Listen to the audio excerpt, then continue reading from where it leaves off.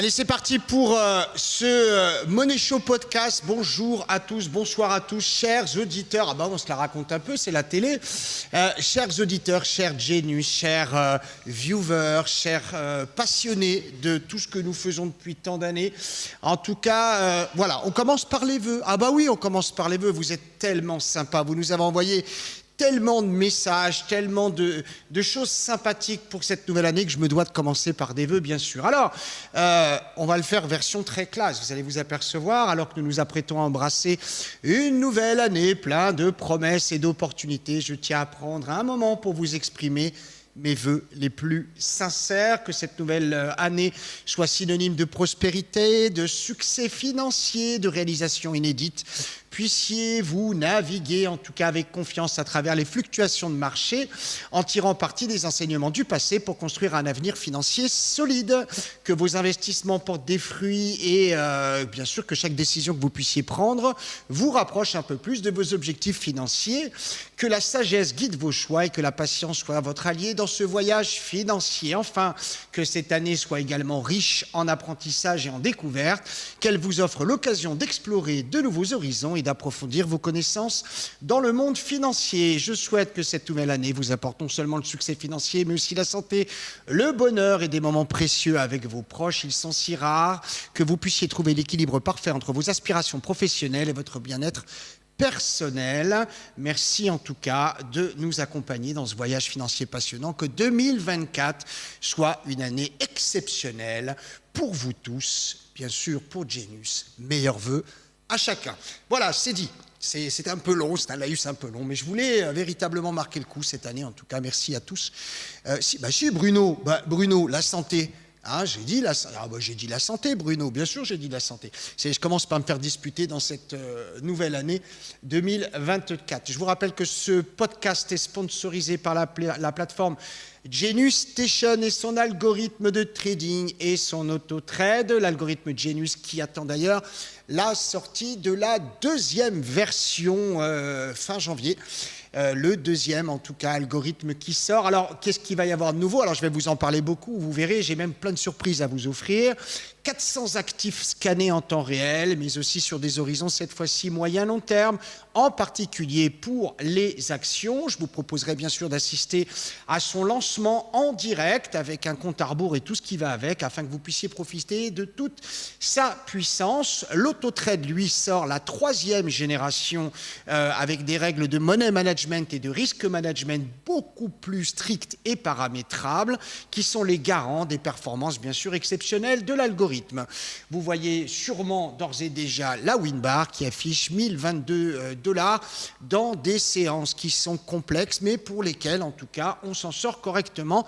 Autotrade et l'algorithme, tout ça, de nouvelles versions. En tout cas, un service institutionnel qui, pour la première fois, ces institutionnels pourront utiliser l'intelligence artificielle dans le cadre de la gestion d'actifs et proposer à leurs clients de profiter des performances de l'algorithme de trading Genius V2 et de son autotrade V3 pour être tenu, en tout cas, informé et être invité, bien sûr, des nouveaux lancements de ces produits. Cliquez sur la cloche en bas de la vidéo, abonnez-vous à la chaîne.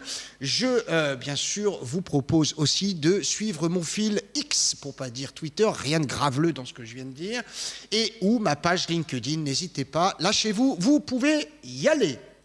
Allez, on attaque sur la partie de cette émission qui s'appelle Les grands rendez-vous de trading en 2024, 19e podcast, vous me direz dans le chat si vous aimez ou pas, n'hésitez pas. Alors en tout cas, je vais commencer par vous dire une chose très sincère, mais vraiment très très sincère. La première chose de sincère que je veux vous dire, c'est d'abord qu'on ne peut pas prédire la tendance. C'est clair, c'est évident, mais comment on peut discuter? On ne peut pas prédire, bien sûr, la tendance. Alors paradoxalement, on peut émettre des hypothèses, mais prédire la tendance, c'est quasiment impossible. Pourquoi c'est impossible? C'est simple en fait, parce que pour gagner en bourse, il faut qu'il y ait des perdants et des gagnants. Alors, bien sûr, ceux qui n'ont pas compris cette chose-là s'attendent à gagner quelle que soit la crypto-monnaie qu'ils achètent, alors qu'en définitive, ils ne s'enrichissent ceux qui gagnent qu'avec l'argent des autres. Il faut bien le comprendre. J'ai encore lu des inepties hier, en particulier avec, bien évidemment, certains huluberlus qu'on connaît bien et qui maintenant s'amusent à créer des logiciels ou des trucs chelous et qui n'y connaissent rien, bien évidemment, et qui se disent traders. Oh, oui, et puis moi j'étais sur la Lune aussi. Pourquoi pas? En tout cas, il est clair que les market makers sont plus forts que toi, moi, nous, la famille, même la team, tous réunis, ils sont plus forts que nous. Si vous ne me croyez pas, regardez les dernières séances de 2023, quelle que soit ta méthode, quels que soient tes setups, quelle que soit ta connaissance, ton expérience, ta force, le poids développé couché, je te garantis qu'il te mettait couché. Ça, c'est clair. Qui? Les market makers. Tu veux une autre preuve? Regarde ce matin. Regarde le FDXM ce matin. Quand ils ne peuvent pas lutter contre une tendance vendeuse de fond, effectivement, ces marchés, ils s'amusent à parasiter les feeds. Les feeds, ce sont les flux. Et ce matin, pendant 20 minutes, on a eu des coupures en permanence pour pouvoir lutter contre les vendeurs. Le marché s'arrange avec lui-même. Les market makers t'emmènent où ils veulent. Donc, ce n'est pas la méthode qui fait le trader, mais plutôt l'expérience du trader et sa capacité à renoncer à une opération, puisque la gestion du risque n'était pas au rendez-vous, qui fait effectivement... le trader. Ah oui, je te reparlerai parce que dans les 2 prochaines émissions, en tout cas, je vous prépare déjà pas mal de choses. Vous allez voir. D'abord, c'est vrai que quand tu sais forecaster un marché, déjà, tu gagnes des points. Moi, je m'évertue à essayer de vous enseigner cette chose-là et on va en parler ce soir du forecast de marché. Quand tu connais les règles élémentaires de la gestion, hein, bien évidemment, du risque management et de tout ce qui est propre en fait à tes tailles de position, donc money management et risque management, tu gagnes bien évidemment, mais cette fois-ci côté théorique. Alors, la théorie, c'est pas la pratique. Alors, si jamais tu n'utilises qu'une méthode qui fonctionne bien, en théorie, tu gagnes tout le temps et tu fais des vidéos YouTube, tu dis que tu as des millions d'abonnés et tu te la racontes et tu dis ceci, cela, mais tu n'es pas capable de gagner un copec sur les marchés.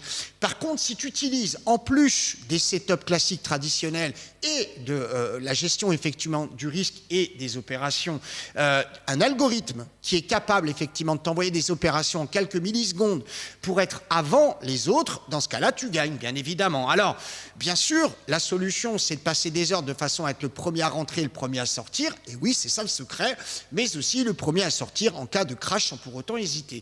C'est quand même le rôle du risk manager et du money manager.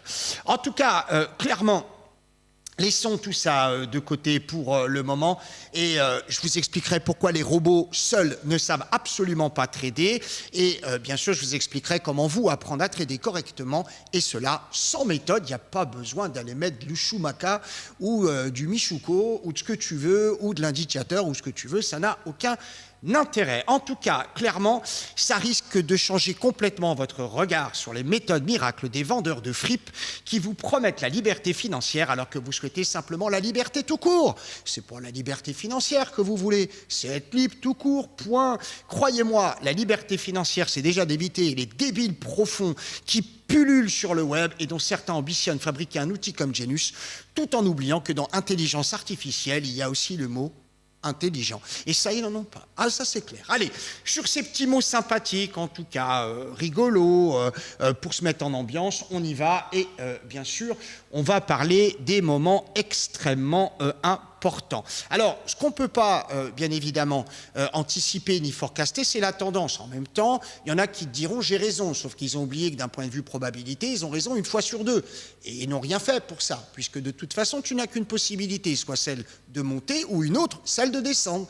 Donc, si jamais ils t'ont dit que ça descend, après la descente vient la montée, après la montée vient la descente. Mais ça, tu connais déjà l'histoire. Tu n'as pas besoin d'aller dépenser 9 990 balles pour acheter un PDF d'un mec planqué aux Émirats et qui te racontera la Lune. En tout cas, ce qu'on peut forecaster, ce sont les moments les plus importants de l'année 2024. Alors, dans ce que je vais vous dire, il y a absolument de tout. N'hésitez pas à m'interroger dans le chat. Cette émission a une interaction qu'on veut préserver. Vous avez la possibilité de m'interroger dans le chat et me dire tout ce qui vous passe par la tête. N'hésitez pas à partir du moment où on se respecte, bien évidemment. Alors, clairement, les moments les voici. Alors, je voudrais d'abord saluer, vous ne le verrez pas forcément ce soir parce qu'il vient d'arriver chez nous, je voudrais saluer Marius qui est avec nous, qui a rejoint l'équipe en tout cas de la Genius.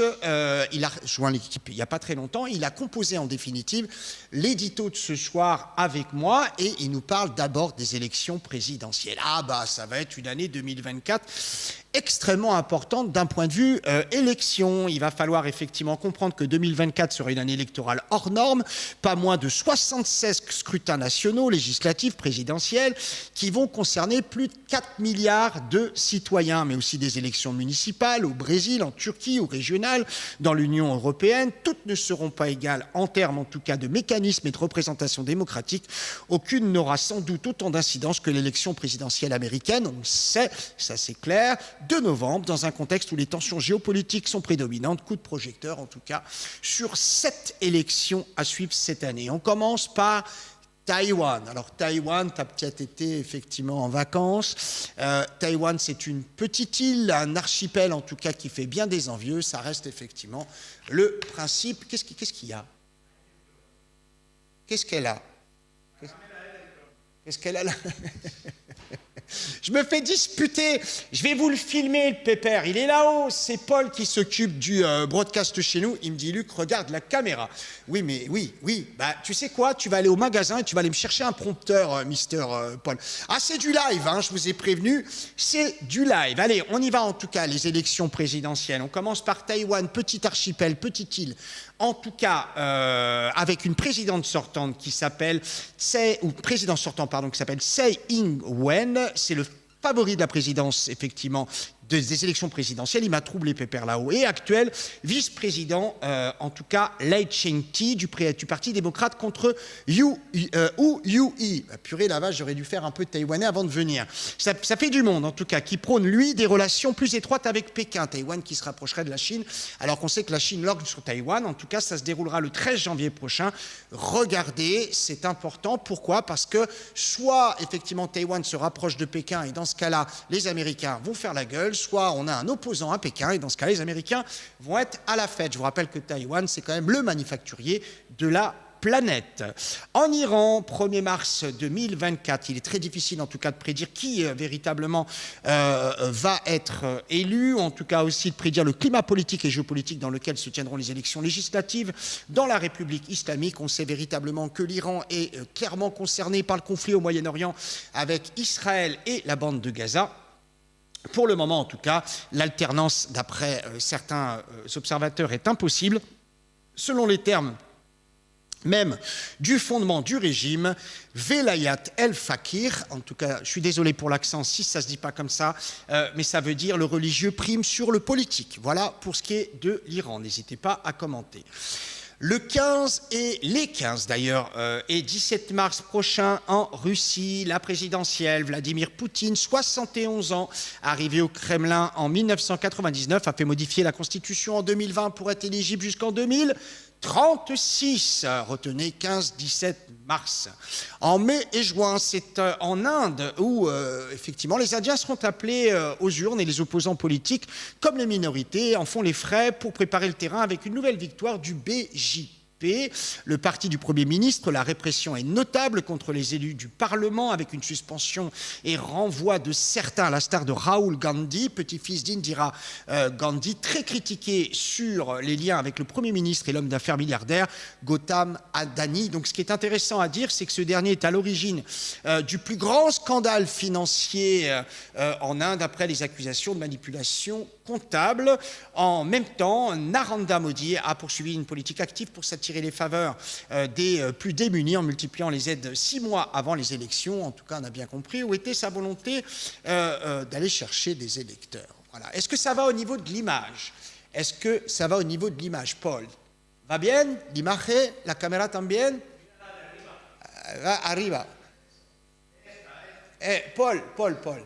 Comme à la casa, viene, si quieres reglar, restez comme à la casa, no problema. Allez, on continue en tout cas avec les législatives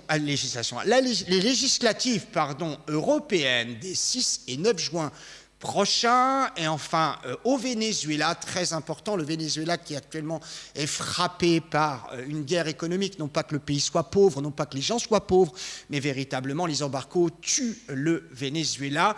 Le président sortant, Nicolás Maduro, actuel président, n'a toujours pas officialisé sa candidature. Le Venezuela reste véritablement une grande interrogation. Et enfin, les États-Unis. Les États-Unis, le 5 novembre, le président actuel est Joe Biden. Ça m'étonnerait qu'il se représente pour un autre mandat. En tout cas, ce que je veux dire, c'est que si vous vous arrêtez à aujourd'hui, les sondages donnent grand gagnant, très grand gagnant, très grand gagnant, bien évidemment, Donald Trump. Et d'ailleurs, Jean-Marc, ça lui fait plaisir puisqu'il nous dit « Vive Donald Trump !» Voilà, au moins, ça, c'est dit et c'est réglé. C'est pas du tout mon message, c'est celui de Jean-Marc. Allez, on va parler aussi de quelque chose qui me préoccupe beaucoup. Ce sont la plupart du temps des alibis économiques pour pouvoir soit mettre sous embargo un pays, soit faire monter des prix, soit s'enrichir. Ce sont les conflits géopolitiques et géostratégiques armée. On va parler de plusieurs de ces conflits, 10 pour être précis. Le premier, c'est cette guerre en Ukraine qui n'en finit plus. Alors évidemment, je ne vais pas m'amuser à être partial et vous commenter avec mon avis la guerre en Ukraine.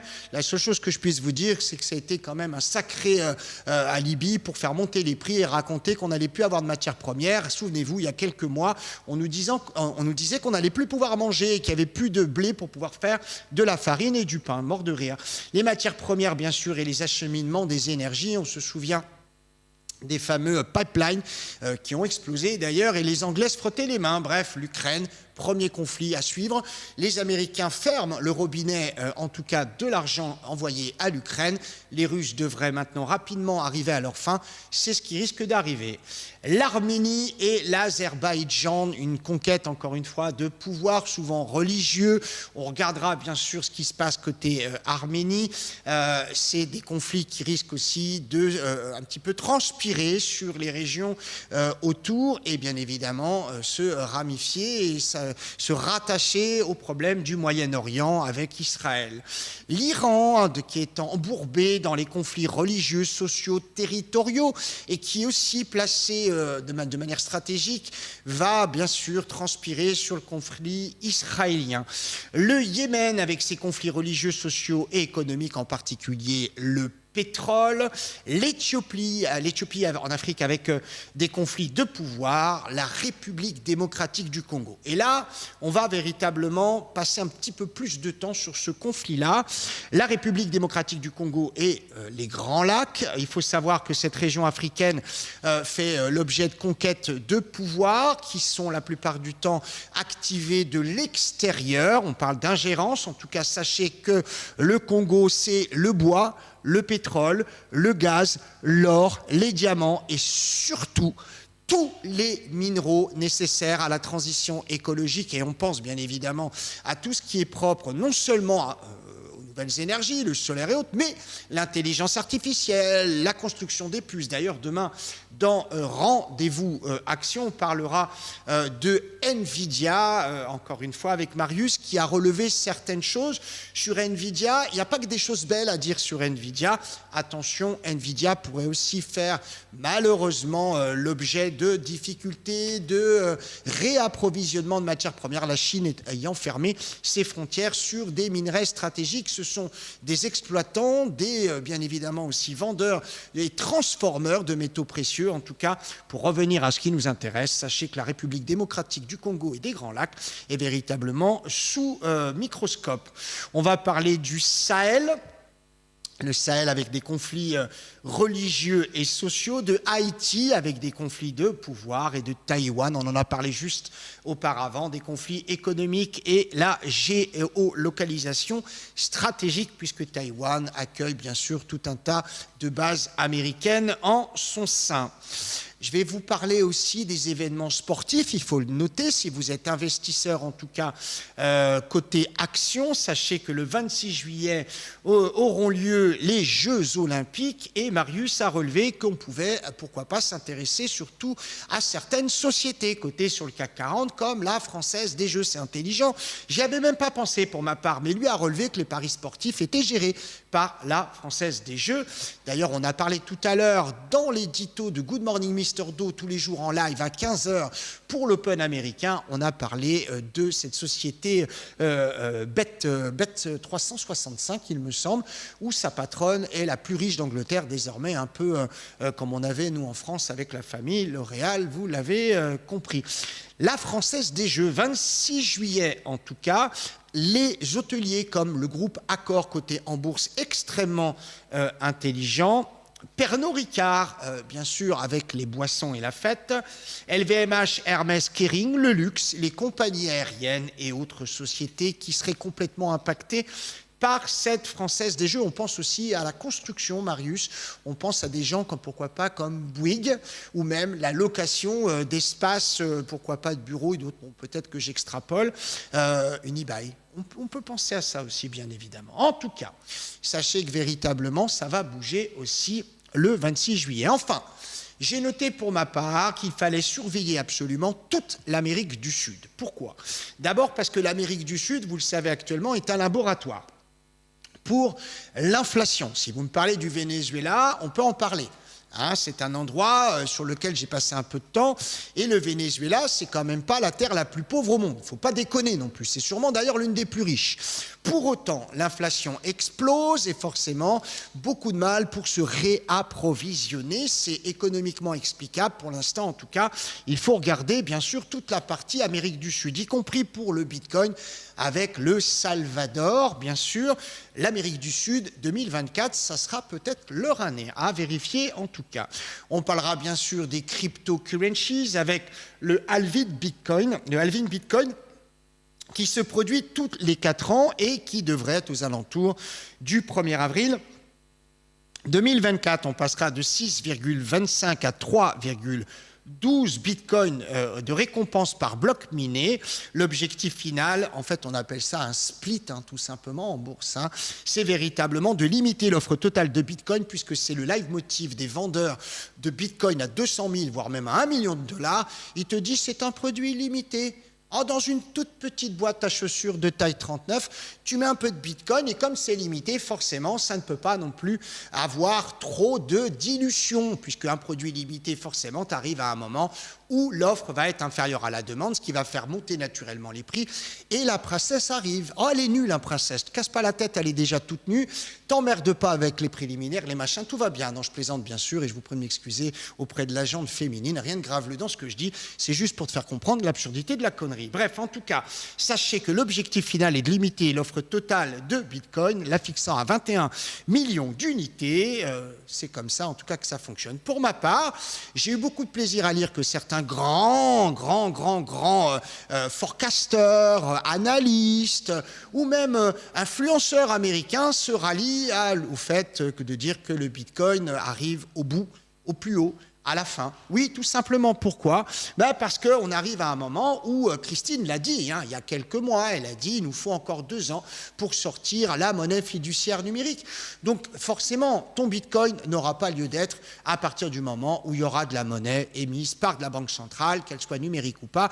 Et me raconte pas l'histoire du dark web, on passe par outre les banques et compagnie. Ça, c'est pour les petits le soir pour les endormir. Ce que je veux dire simplement, c'est que vous pouvez vous opposer à moi en disant clairement, mais Luc, t'as dit que le Bitcoin n'allait pas monter, il est monté à 47 000. Et là, je te fais une page de pub à tout. Ben oui, le plus gros fonds mondial, BlackRock, émet son ETF, qui n'est toujours pas accordé par la SEC. T'imagines la catastrophe, ils ont tellement vendu le bourrin que si jamais il n'est pas sur la ligne de départ, il n'y aura plus personne au PMU. Donc BlackRock annonce bien évidemment qu'il va émettre des ETF Bitcoin, il a en rêve que le Bitcoin explose, comme par hasard. À quelques heures de l'annonce de la SEC qui est destinée à dire oui ou non pour cette émission, le Bitcoin va à 47 000. Mais en fait, c'est pas le Bitcoin qu'il faut regarder, c'est le dollar. Ben oui, forcément. Comment on fait, Luc? Ben, si tu as du dollar en réserve, tu le vends pas cher, ce qui permet de faire remonter tout ce qui est en compensation. Hein, le Bitcoin, l'or, l'argent, ce que tu veux. Et puis d'un autre côté, ben, quand on a assez que tu as fait ta page de promo pour le Bitcoin à 47 000, ben, tu te mets à racheter du dollar pas cher et ça remonte bien évidemment. Ah, c'est des petites techniques entre cousins. Ah oui, ça s'arrange, t'inquiète pas. Bref, vous connaissez bien évidemment ma vision des choses sur ce truc-là. Par contre, je n'exclus pas suivre une vraie formation. Et je ne te parle pas du truc à la con où Pépère te dit qu'il vole en avion privé. Je te parle des gens extrêmement qualifiés, et encore une fois, pas les gugus du web, des gens qualifiés pour tout ce qui est propre à la blockchain. Pourquoi? Parce que je suis persuadé que c'est la partie technique qui va fonctionner et pas la partie d'émission d'actifs, que ce soit des sous-jacents ou même des spots. Je suis certain que cette technologie a de l'avenir, la technologie de la blockchain ou de la crypto, tout simplement, mais sûrement pas les tokens. Je vais vous parler enfin rapidement. Ah bah oui, il faut quand même en parler, on n'est pas... Hein, quand même, c'est important. On va parler de toute la partie des calendriers économiques. Pourquoi il faut parler des calendriers économiques? Ben, simplement parce que ça fait partie de la vie du day trader et de l'investisseur. Alors, bien sûr, il y a des choses que vous savez déjà, comme par exemple le FOMC. Les FOMC qui sont les décisions de la Banque centrale américaine, la Fed, sur la politique monétaire à suivre. Ça arrive une fois par mois, c'est aux alentours du 20. Alors, je peux vous donner d'ores et déjà certaines dates. Hein. On sait qu'au mois de janvier, ça sera alors que je ne dise pas de bêtises, 31 janvier. D'accord. On sait qu'au mois de février, je ne l'ai pas, tiens d'ailleurs, je ne sais pas pourquoi, si je l'ai. Oui, non, je ne l'ai pas, non, celle-là, je ne l'ai pas. J'ai le 30 mars, le 20 mars, pardon, exactement, le 20 mars, exactement, 2024, décision de la Fed. Qu'est-ce que j'ai d'autre là-dessus? Le 1er mai. 1er mai, décision de la Fed sur les taux d'intérêt. Alors, on parle beaucoup, bien sûr, de l'inflation, tu le sais. Les taux d'intérêt sont voués à juguler cette inflation. Pour l'instant, on est plutôt sur un truc marrant qui arrive une fois par mois où Jérôme arrive et il montre qu'il est bien rasé. On n'est pas du tout sur quelque chose qui viendrait à... contrecarrer les taux d'intérêt et le coût de la vie qui explose. Comment Luc, on sait ce que c'est que ce coût de la vie? Eh bien, il y a des IPC, figure-toi. Non, il n'y a rien de médical dans l'histoire. C'est les indices des prix à la consommation et ces IPC sont aussi normés. Les prochains IPC, et là tu vas sauter de joie, c'est jeudi.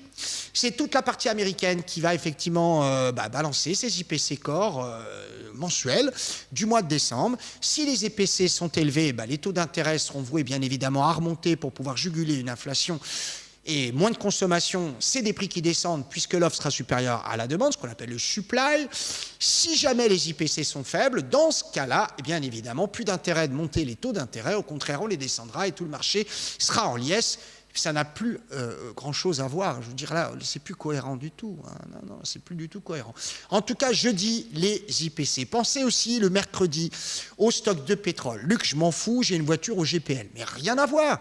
Le pétrole est aussi une contrepartie du dollar. Analysez les marchés financiers avec sa contrepartie. Quand tu vas acheter du WTI ou du Brent, tu ne l'achètes pas je ne sais pas moi, en monnaie guatémaltèque, tu l'achètes en US dollars. Et forcément, si le pétrole monte, le dollar descend. Et si le pétrole descend, le dollar monte. Voilà, c'est réglé. Vous avez aussi les inscriptions hebdomadaires au chômage. Alors, je vais vous le faire simple pour bien comprendre pourquoi ça a de l'importance. En gros, il faut savoir que les inscriptions hebdomadaires au chômage sont forcément relatives à la consommation parce que la consommation égale la production. Ça, Luc, c'est dans les livres d'histoire. Aujourd'hui, c'est plus ça. Et tu as raison. En fait, aujourd'hui, on continue à avoir de l'inflation. Inflation égale consommation. Consommation n'égale plus de production. C'est-à-dire que tu vois des gens comme par exemple Samsung en Corée du Sud, ils sont en train d'annoncer qu'ils vont faire moins 35% de bénéfices sur le dernier Q. Non, il n'y a rien de graveleux, c'est le dernier trimestre 2023. Ils annoncent clairement qu'ils ont vendu moins, qu'ils ont fait moins d'oseille et qu'il y a moins de bénéfices. Donc ils vont bien sûr essayer de faire en sorte de limiter les coûts pour essayer de remonter. Ça ne plaît pas du tout aux investisseurs et la Corée en ce moment dérouille un petit peu. En gros, plus tu as de chômeurs, par définition, moins tu as de production et moins tu as de consommation. Et là, on a de plus en plus de chômeurs, mais les prix continuent à monter parce qu'a priori, il y a autant de consommation. J'ai quand même beaucoup de mal à y croire. Sachez aussi que la BCE fait le même système, c'est-à-dire qu'ils annoncent aussi leur politique monétaire pour l'avenir, et bien évidemment. Alors, côté BCE, c'est aussi extrêmement normé, c'est une fois par mois. La plupart du temps, c'est avant les FOMC. Vous avez le 25 janvier 2024, le 7 mars, qu'est-ce que je peux vous donner d'autre? Le 6 juin, le 18 juillet, vous voyez, ça fonctionne parfaitement bien. 17 octobre, tout est normé de toute façon, et 18 décembre. Si vous n'avez pas le calendrier sous les yeux, sachez que vous pouvez utiliser Genius. Vous allez simplement sur genius-station.com et vous pouvez accéder gratuitement au calendrier et tout ce qu'il y a dedans sur des mois, des années, pour connaître tout ça. Enfin, sachez qu'on a fait le tour, FOMC, BCE, PIB, les PIB très importants, les PIB bien évidemment. On en a certains qui tombent aussi cette semaine, vendredi. On en a quelques-uns qui tombent bien évidemment le 25 janvier avec le trimestriel T4 aux États-Unis. Qu'est-ce qu'on a d'autre? On a des dates sur les PIB, tout ça c'est normé aussi. Le prochain, retenez, c'est bien évidemment fin janvier, a priori fin janvier, le trimestriel T4 le 25 janvier. Voilà pour les grands rendez-vous en tout cas à venir sur l'année 2024. Souvenez-vous d'une chose, c'est que tout a changé, ça a changé. Je vous l'explique depuis des années, l'analyse technique, les méthodes empiriques, tout ça, ça vaut cacahuète. Ce qui est intéressant, c'est surtout maintenant apprendre à travailler sur les marchés financiers avec une seule définition des choses simples que moi, je répète à longueur de temps et sur lequel l'algorithme est normé. Vous n'avez plus besoin de réfléchir, l'algorithme vous suggère certaines stratégies et vous dit, si tu veux, je le fais à ta place. C'est-à-dire que tu cliques sur un bouton, le truc l'envoie effectivement à ta place. Et l'avantage de faire ça, c'est quand même de pouvoir pondérer avec du risk management et du money management, bien évidemment, toutes ces opérations. Enfin, pour finir, je vous rappelle que la sortie de l'algorithme Genius en version 2 et de l'autotrade en version 4 sont attendues avant la fin du mois de janvier. Restons bien connectés, et vous et moi, dans cette actualité, parce que quand ça va sortir, on va faire plein de cadeaux, de tests, bien évidemment, et de tout ça. Voilà, il y a plein de choses. On fera du live, on montrera les choses, vous pourrez l'utiliser. D'ores et déjà, vous pouvez nous appeler 09 80 08 20 11 si vous êtes en France, 635 914 923 si vous êtes en Espagne. N'hésitez pas en tout cas à nous joindre et n'hésitez pas à nous dire ce que vous en pensez. Et si vous voulez tester, vous le pouvez aussi. Vous allez sur le site internet de Genius et vous pouvez bien évidemment cliquer pour obtenir un rendez-vous privé. On fera à l'occasion de la sortie de l'algorithme et de l'autotrade dans leur nouvelle version une journée complète telle que vous les aimez, les fameux démodés. Merci à tous pour avoir suivi la 19e émission du podcast Money Show. Vous aimez, vous likez, vous n'aimez pas, vous dislikez. En tout cas, quoi qu'il arrive, dites quelque chose. Ah bah oui, encore une fois, meilleurs vœux et tous mes vœux de santé pour faire plaisir à Bruno, mais surtout d'enrichissement dans cette année 2024. Allez, je vous donne rendez-vous la semaine prochaine ou demain matin si vous êtes abonné.